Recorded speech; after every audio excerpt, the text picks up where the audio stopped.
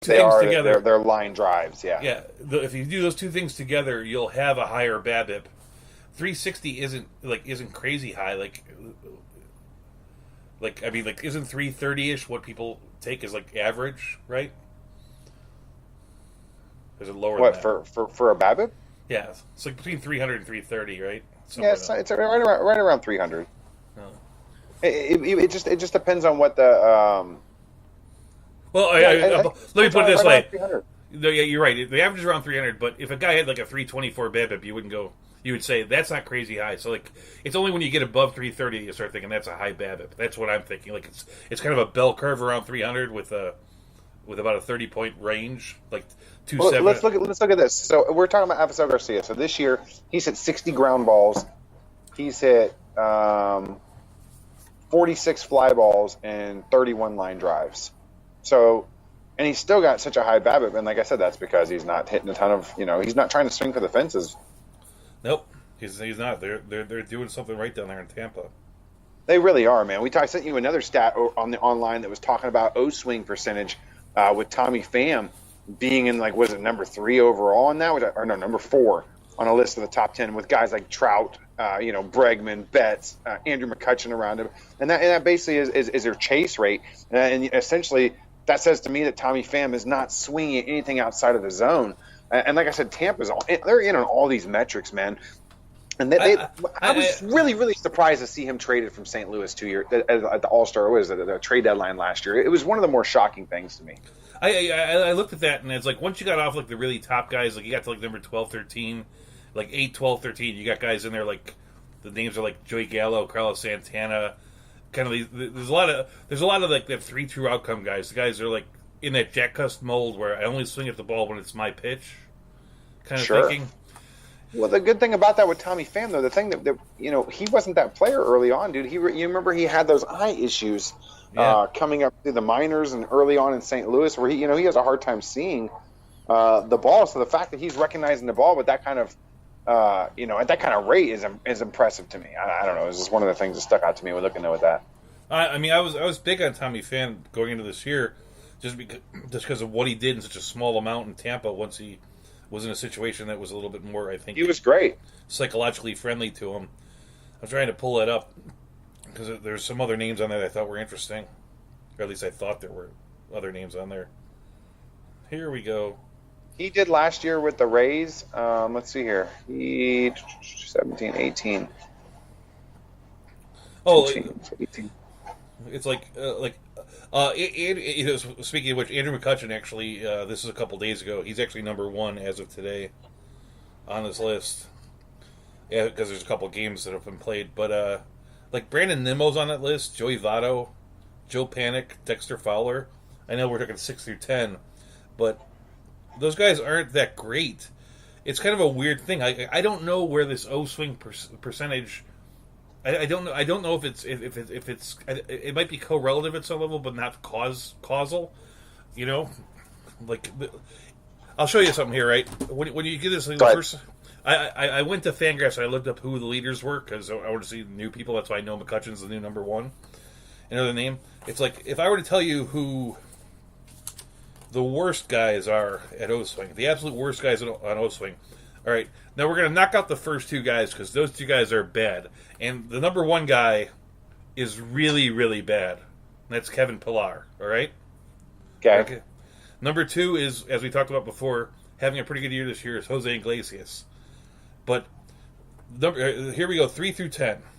And actually, we'll go. These are all guys that have 40% O swing rates or higher, right?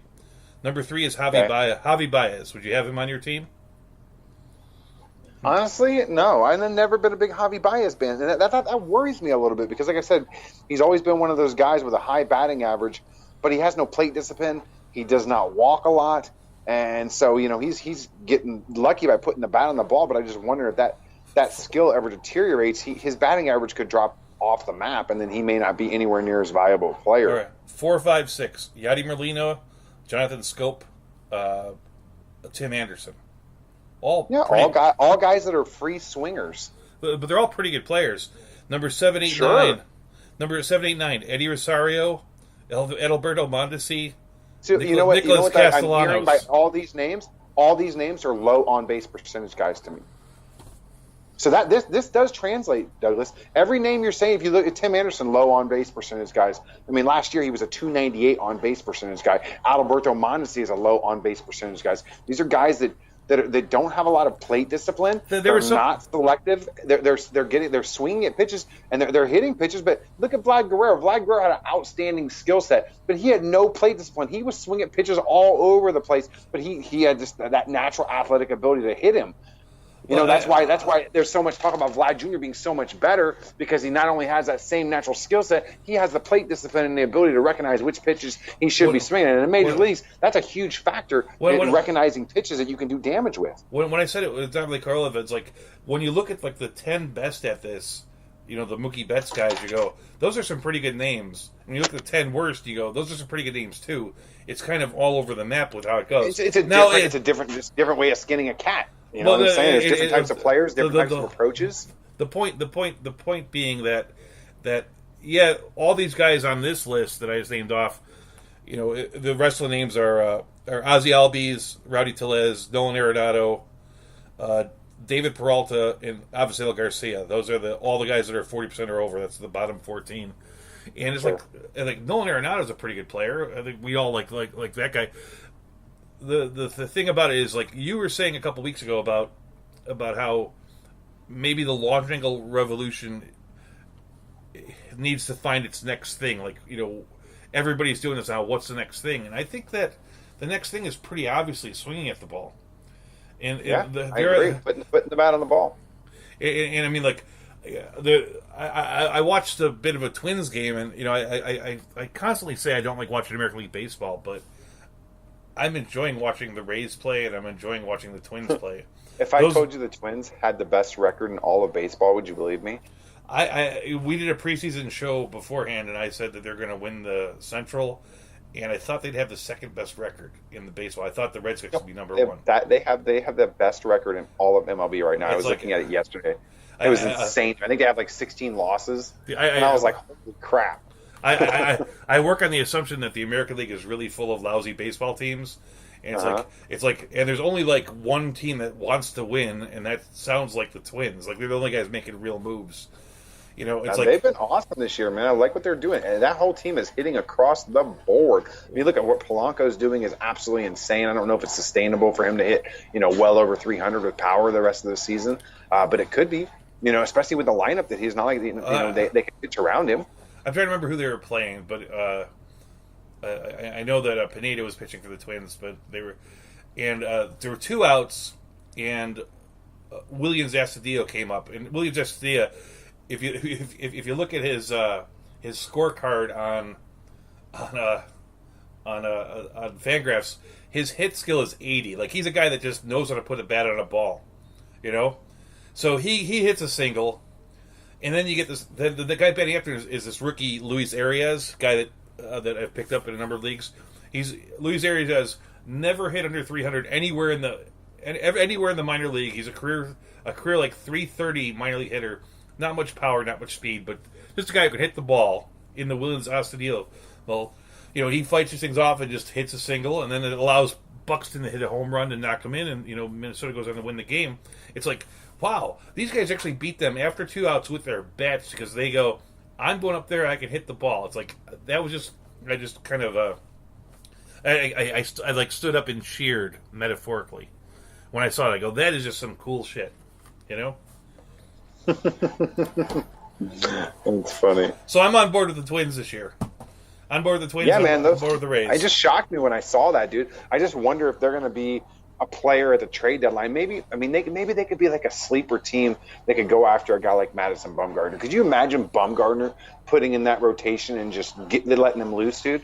It would be deadly.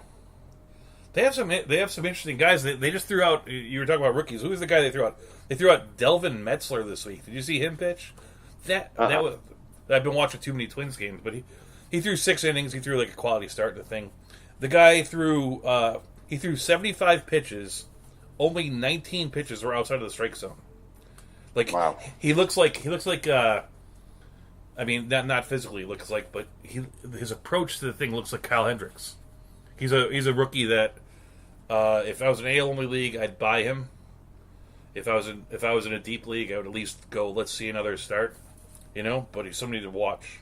Those are the two rookies that I have in my deep league thing. Was Metzler and Ariel Jurado on my list of people I picked up this week. Huh? Yeah, you're in some deep pickups over there. Ariel Jurado is a sinker baller throwing in Texas, and Texas.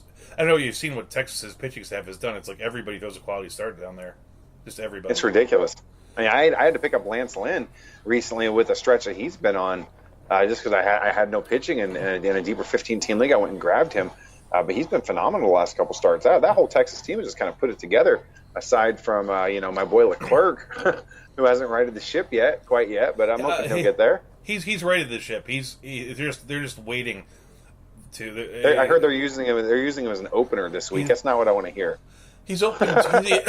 He's opened 2 games for him, and they've won both those games. And the truth is, now that I think about it, like if I were a coach of a team, and I had a closer who I'd liked who got the yips in some way, like wasn't mentally he spaced out, right?